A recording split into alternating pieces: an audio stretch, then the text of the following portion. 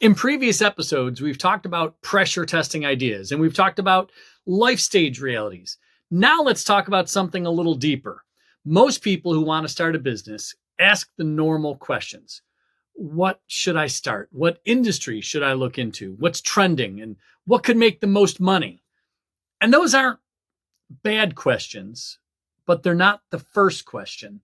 Because when you start a business, you're not choosing a product or a service. You're choosing a problem to solve. And if you don't understand the type of tension your customer is experiencing, you can end up frustrated, even with a good idea. So in this episode, I want to reset how you think about starting a business.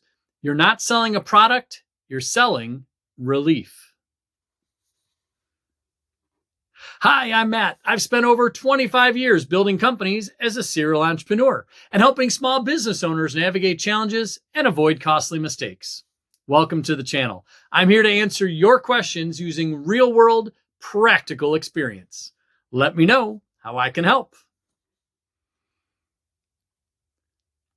Before you think about what kind of business to start, it's worth repeating.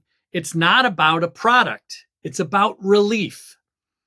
Stress, risk, waste, embarrassment, inconvenience, and being overwhelmed. If there's no tension in someone's life, there's likely no chance at a sale.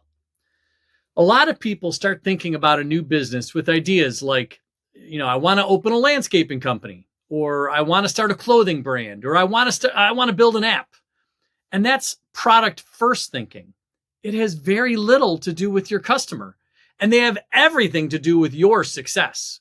So the better question is, what problem does this solve and for who? Take landscaping as an example.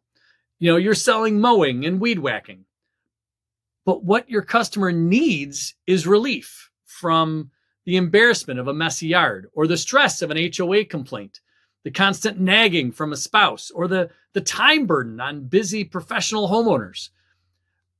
Solve those problems, and that's tension relief, and something customers will respond to. Once you see that difference clearly, everything changes. Now, not all tension is the same, and this is where things kind of ramp up. Each type of tension is a different level of difficulty.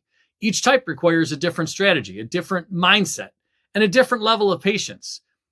So basically, there are three broad types of tension you can attempt to solve. There's visible, hidden, and belief-based tension. Each one is unique, and identifying what relief you can offer will go a long way to ensure you understand who your ideal customer will be. Let's start with visible tension. This is probably the easiest to understand. The lawn is overgrown, the sink is leaking, the car won't start. The customer knows that there's a problem, and they're actively looking for a solution, looking for relief. This is urgency-driven buying. It's competitive, it's execution-heavy, and margins may be tighter, but sales cycles are shorter. Landscaping, plumbing, mechanic, they all fit in here. Most basic service businesses fit here too. You don't have to convince someone they have a problem. You just have to be their best solution. Now, you'll need speed and visibility to get your customers' attention, and execution, well, that'll win them over. The second is hidden tension. Now, this gets a little bit more difficult. The customer may not feel the pain. They probably feel normal. Take a home energy audit. The homeowner says the house is fine, but their utility bills are higher than they should be. And maybe their HVAC runs constantly.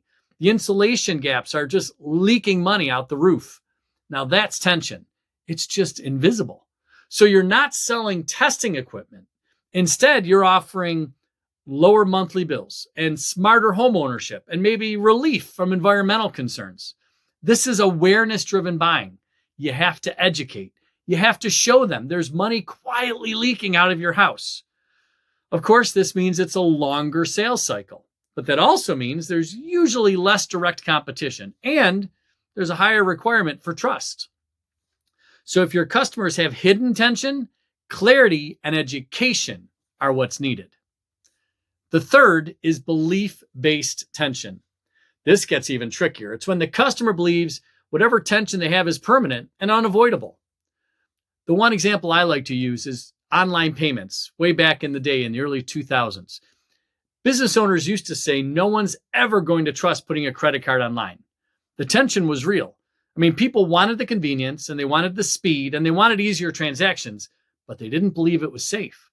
The problem wasn't the technology, it was a belief that it was even possible. When your product solves this kind of tension, you're not just selling relief, you're selling a whole new way of thinking.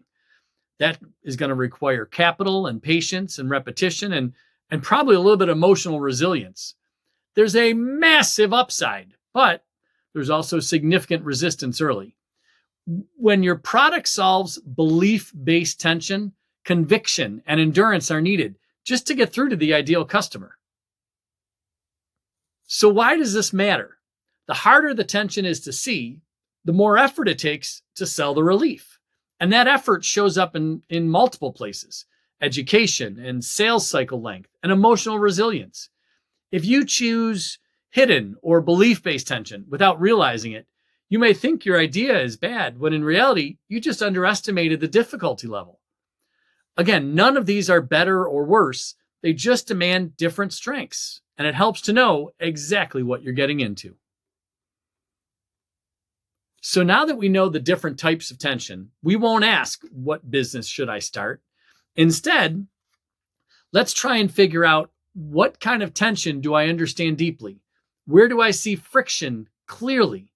Because tension's everywhere, and everyone wants relief of some kind. And maybe you're the right person or company to give them that relief. You know, busy parents or overworked business owners or just homeowners leaking money. Customers are overwhelmed by complexity. People get embarrassed and they're uncertain. That's why you don't need a genius idea. You need a really sharp lens for where tension already exists, and then you come in and provide the solution. If you can clearly see where friction exists and you genuinely care about reducing it, now you have a foundation of a great business.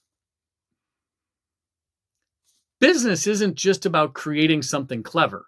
It's about reducing friction in someone else's life. You're not selling a product, you're selling relief. I've seen strong business owners quit on good ideas simply because they misjudged the type of tension they were solving. And once you understand the type of tension, you stop guessing and you start building intentionally.